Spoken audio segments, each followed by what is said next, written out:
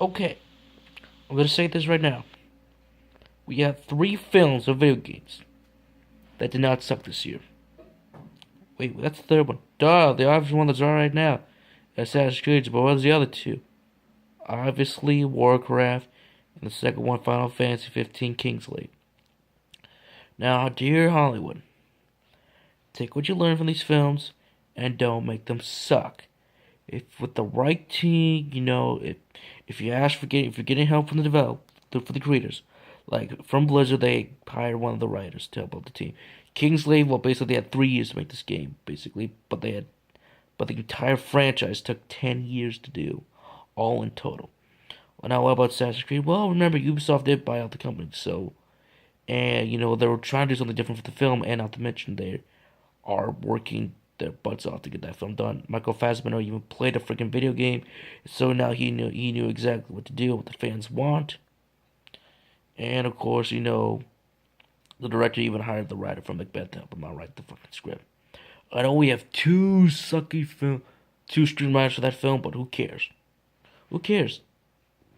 Hollywood, learn what you did from what you can take from this film. I know Kingslayer was created in Japan, but who cares? Learn from these three films, and we have a fantastic time. The Minecraft movie got rewritten for the third time.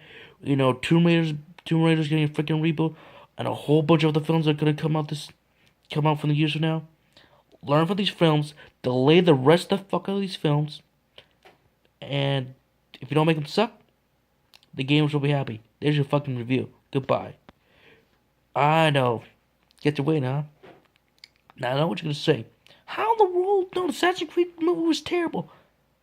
It was better than Rogue, Unity, and Syndicate combined. True. Going through all your little minds right now because that's true. And for lately, Assassin's Creed has not been doing the hottest well. Ever since the people said it was Doom at the end of the Ezio trilogy. But come on, Connor wasn't all that bad. Basically, Edward saved the freaking franchise right there from Black Flag. But then, like from there, it's like, what's happening right now? It went from what it was before with the whole religious and all this amazing stuff that was happening that was making our mind blows. There's the animus, there's a piece of Ian. There are people that create all this stuff, create the humans, and the world blew almost ended, and then historical figures and all that stuff, and there, that like that. You met historical figures. You fought in awesome section, action-packed sequences, and on a bunch of stuff. But at the end of the day, as gamers, we kept saying it's actually not even changing. But say we want about Ubisoft, they at least have listed. You already saw the biggest change in gameplay wise because combo kill basically.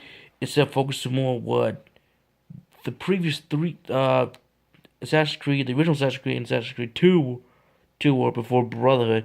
It went for more RPG style where you can customize the character and everything and say, hey, you want more stealth? Well, you're not gonna have a lot of health.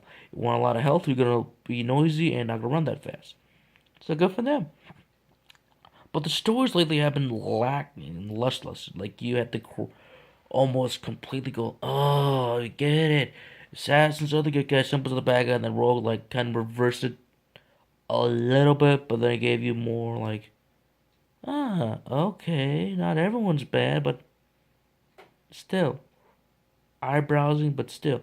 But this is why the film doesn't suck like that bad.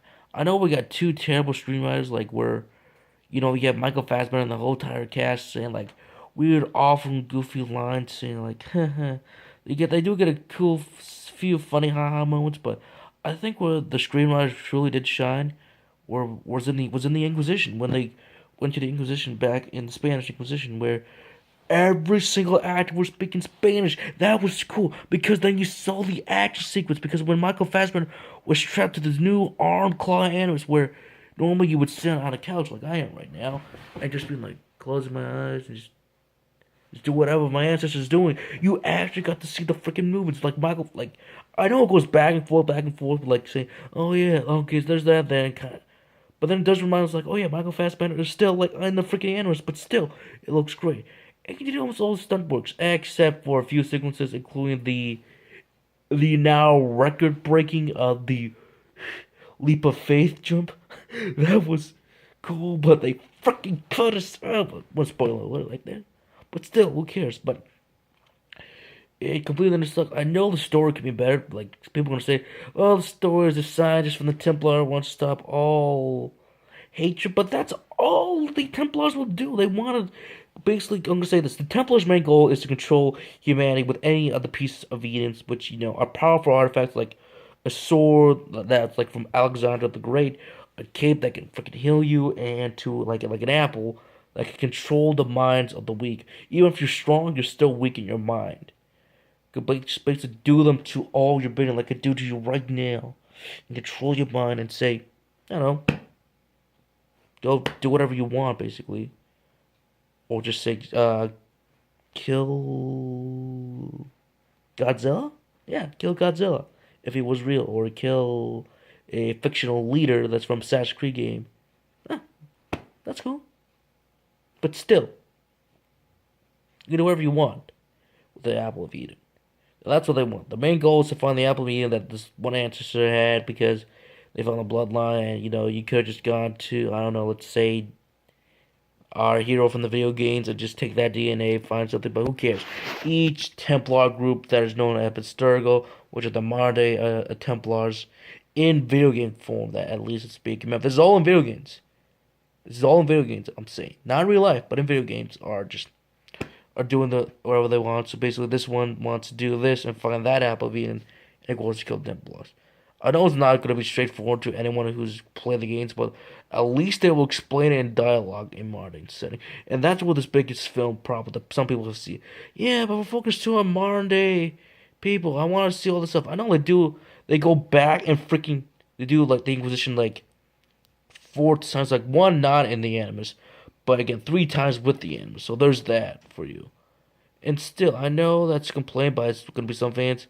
Where's the historical parts? Well, again, like in video games, yeah, you can do the historical part, but when you're cramped in like in a near 2 hours and 35 minute, no, 40-minute movie, it's close to 3 hour movie. So basically, you're gonna have to sacrifice a lot of that. Where in the games, it could be 15, 30, 20, maybe plus hours in the game alone.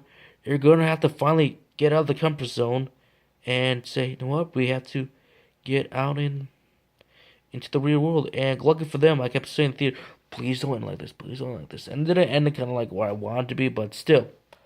But here to point out, they can do whatever they want. You get good for them. Again, like I said, the pros are like at least at least the cast will have fun with this. At least they have a good director. This is director from Macbeth, so at least they're getting the censor away. The best part in the film is the action sequence and, of course, the Spanish Inquisition, and where everyone's speaking Spanish. But on the negative side, the script can go all over the place. This can be very confusing to newcomers who want to get into the franchise, or even for just the mainstream audience alone, or even just audience alone who are seeing, who's watching the Assassin's Creed who have even heard of this title for the first time. So this could be very confusing to all of you, but it doesn't completely let suck that much. And of course, 2 terrible screenwriters who really didn't redeem themselves that much because you got the writer from again Macbeth 2014 on this project going. So yeah, there's that. But I will say I will give this one the 6 rating, where I would rate Warcraft as the solid 7, where this is the foundation. Kingslave, I know I was a fan of course playing